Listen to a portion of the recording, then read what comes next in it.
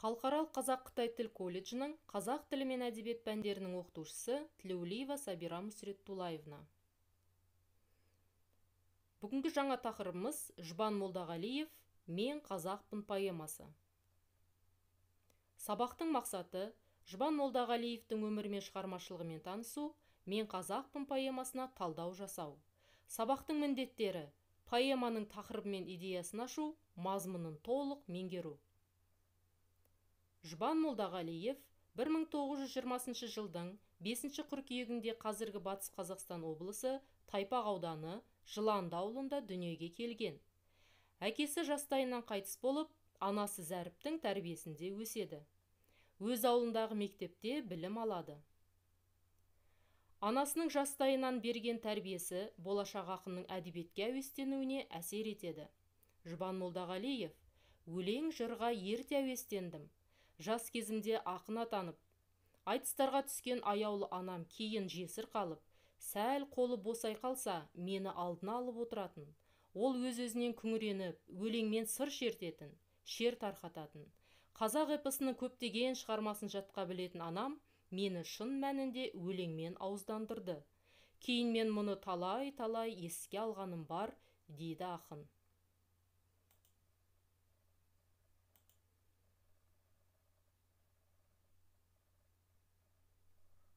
Жұбан Молдағалиев 1920 жылы 5 қазанда қазіргі Батыс Қазақстан облысы Ақжайық ауданы Жыланды ауылында дүниеге келген. Болашақ ақынның әдебиетке әуестенуі мен өлең жазуға ұмтылған алғашқы талабы Оралдың ауыл шаруашылығы техникумында оқып жүргенде басталады. 1939 жылы Комсомол ұрпағы атты облыстық жастар газетінде Ленин тірі деген тұңғыш өлең жарық көреді. 1940 жылы Жұбан міндетті әскери қызметке шақырылады да сонда жүріп Тұтқиылдан басталған екінші дүниежүзілік соғысқа қатысады. Әскер қатарынан кеш оралған ақын 1948 жылдан бастап Лениншіл жас, қазақ әдебиеті газеттерінде, Жұлдыз журналында, Қазақстан жазушылар одағында, КСРО министрлер кеңесі жанындағы әдебиет, көркемөнер және архитектура саласындағы Лениндік және мемлекеттік сыйлықтар жөніндегі комитетте, Новый мир журналында және библиотека поэта басылымында қызмет еткен. Ақынның тұңғыш өлеңдер жинағы 1949 жылы Жеңіс жырлары деген атпен жарық көреді. Одан кейін Қызыл галстук, Нұрлы жол, Жыр туралы жыр, Ғашық көзбен, Заман тынысы, Жесір тағдыры, Қыран дала, Байқоңыр баспалдақтары, Мен қазақпын, тағы басқа барлығы 60-тан астам кітабы. Әр кезеңде қазақ, орыс тілдерінде таңдамалы шығармаларының 1 томдығы, қос томдығы, 3 томдығы жарық көрді. Ерлік пен сезімді қоршаған ортаның шындығымен астастыра суреттеу талабын Атака, Батыр туралы баллада, Ер қабірі, Әлия, Солдат сыры, Жауынгер хаттары сияқты өлеңдерінің көруге болады. Жұбанның Қиял қанаты, Дала дастарханы, Жыр туралы жыр, тағы басқа дастандары бар. Ауыл түтіні, Ақжайық, Бұлақ, Жаңалық, Кең жайылып барат деген өлеңдерінен ауыл өмірін нақты үлкен оймен жырлай бастағанын көруге болады. 1970 жылы Ксен ашқан поэмасы үшін Қазақ КСР мемлекеттік сыйлығына, 1978 жылы Қыран дала және Сел поэмалар үшін КСРО мемлекеттік сыйлығына ие болды. Ғашық көзбен кітабы үшін оған Қазақстан Республикасының мемлекеттік сыйлығы берілді. Ақынның туындылары кең құлашты ақындық пафоспен, өмір шындығының терең суреттері мен төкпе ақындық дәстүрмен туыстас. Көрнекті ақын Жұбан Молдағалиев 1988 жылы 6 қазанда дүниеден өтті. Жұбан Молдағалиев өзінің атақты «Мен қазақпын» деп аталатын поэмасымен қазақ әдебиетінің ірі тұлғасына айналған. Отан сүйгіштік жырларымен халық жүрегінен орын тепкен ақын. Ол ұлы отан соғысы жылдарында келген ұрпақтың ірі талантты өкілдерінің бірі. Бұл жылдары жыр әлеміне келген ақындар шығармашылығында отанға деген ерекше махаббат, халықты ерлікке шақыру, жеңіске деген үлкен сенім жатты. Сондай-ақ азаматтық намыс, кек, елге, жерге деген сағынышқа толы болды. Осы ерекшеліктер Жұбан Молдағалиевтің 1949 жылы «Жеңіс жырлары» кітабында анық байқалды. Жұбан Молдағалиевтің ақындық даңқын көтеріп, оның есімін әдебиет әлеміне енгізген шығармасы «Мен қазақпын» поэмасы. Бұл поэмада ақын қазақ халқының өткен өмірі мен тағдыры жайлы лирикалық-публицистикалық стильде толғана жырлады. Қазақ халқының ұлттық ерекшеліктерін ашуда, оның ерлік дәстүрі, туған жер мен ел, оның байлығы, адамдары жайлы асқақтата көркемдеп жырлай білді. Өзінің қазақ екенін ағынан жарыла ерекше шабытпен жырлауы оның ерлігінің бір көрінісі десек қателеспейміз.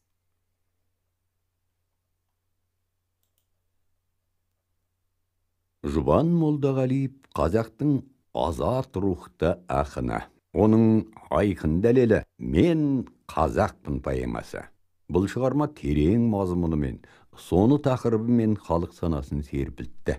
Поэма ақынды қазақ әдебиетінің ірі тұлғасына айналдырып, оның ақындық даңқын көтеріп, есімін әдебиет әлемінің төріне шығарды. Тарихтың өн бойындағы қиыншылықтарға, шапқыншылықтар мен жорықтарға төтеп берген ата-баба ерлігі дәл осы шығармада ерекше көрініс тапты. Ақын «Мен қазақпын» поэмасын лирикалық, публицистикалық стильде толғана жырлап, қазақтың ұлттық мінезінің қалыптасу жолына тереңнен үңіледі.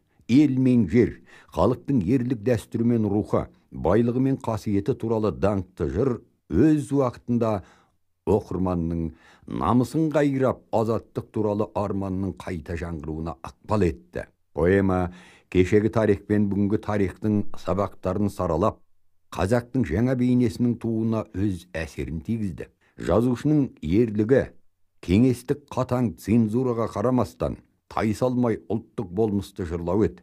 Осы шығармадан кейін әр қазақтың бойындағы өр рух бұлқынып, ұлттық сана сезім оянды. Әр азамат өз елі мен жерінің бүтіндігі, тілі мен ділінің тазалығы жолында аянбау керектігін түсінгендей күй кешті. Шығарманың тарихи мән досын деді. Бабалар рухын ұрпаққа аманат еткен туынды бүгінде өміршеңдігін жоғалтқан жоқ.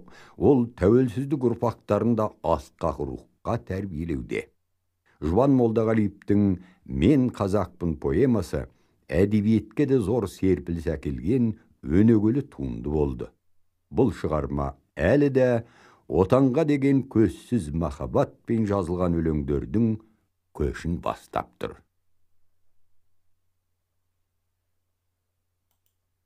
Мен қазақпын. Мен қазақпын. Мұң өліп мұң тірілген, жөргөгімде таныстым мұң тілімен. Жылағанда жүрегім күн тұтылып, қуанғанда күлкімнен түн түрілген. Мен қазақпын, ажалсыз анамын мен, құрсағыма сыйдырам даланы мен, пәк сәбимін, бесікте өлдіген. Дәуірлермен құрдаспын, данамын мен.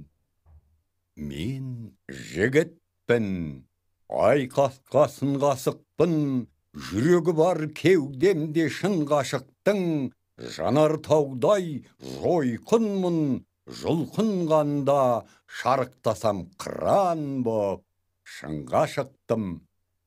Мен қара көз сұлумын, сайтан қызбын. Сайрай қалсам тілімнен бал тамғыздым, сүйер болсам өмірде еле сүйдім, қас батырмен қайрасқан балта жүзін.